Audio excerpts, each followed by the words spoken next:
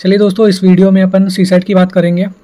Because पिछले 3-4 साल से ये हुआ है कि बहुत सारे लोगों का प्रीलिम्स हो गया है बट उनका सीसैट नहीं हो पाता, क्योंकि वो जो यूपीएससी कीवर्ड्स यूज़ करता है, assumption, messages, crux, implications, inference, assertions, वो ये समझ नहीं पाते कि यूपीएससी पूछना क्या चाह रहा है। तो अपन ये 2-3 वीडियो के माध्यम से समझेंगे। और जो ये पहला वीडियो है, इस पे मैं ये ट्राई करूँगा कि ये जो कीवर्ड्स हैं इनको एक्सप्लेन कर दें। सेकंड वीडियो जिसका आएगा तो अपन ये देखेंगे कि कैसे बिना पैसेज को पढ़े एलिमिनेट करने हैं ऑप्शंस को। उसके बाद जो अगला आएगा तो अपने देखना है कि कौन कौन से पॉजिटिविस्टिक वर्ड होते हैं जो अपन को आंसर तक ले जाते हैं। ओवरऑल इसका इन वीडियोस का ये होगा कि अपन को पैसेजेस में 90% एक्यूरेसी अचीव करनी है। ओके। और ये जो सारे रिजल्ट्स आप देखेंगे, जो भी ये वीडियोज़ ये हैं, ये सारे 2014 से लेकर 24 तक के पेपर के बेस पे ही बने हुए हैं। उनमें जो रिजल्ट निकला है, जो मैंने सॉल्व किया है, जो मेरे को मिला था, जो मैंने एग्ज़ाम हॉल में यूज़ किया था, उनके बेस पे ही ये सारे कीवर्ड्स का है। और इस जो रिजल्ट्स भी आएंगे आपको अगले वीडियोस में मिलेंगे, वो इसी के बेस पे ही रहेंगे। Okay, let's start it. Okay, जैसा पहला है इस पर कोरोलरी है।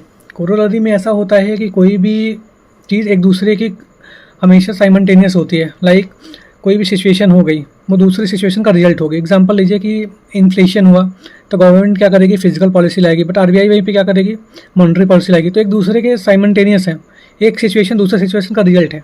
ओके, तो कोरोलरी में हमें वो लॉजिकल ढूंढना है कि एक दूसरे से लिंक करें। जो उसने पैसे में बात की है उसका रिजल्ट ही उस पर होगा ऑप्शंस में। ओके, दूसरा है एजम्पशन। एजम्पशन में ये बोलता है, ये देखना है हमें कि जो लॉजिकल हो, रेशनल हो, बेसिक हो, और आपके जो है पैसेज में उसको हिंट कर रहा हो। और हिंट करने के बाद भी उस पर ये हो कि जो ट्रू हो।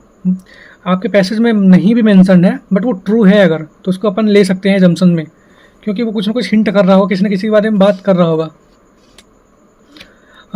इसके बाद थर्ड है मैसेज और क्रक्स।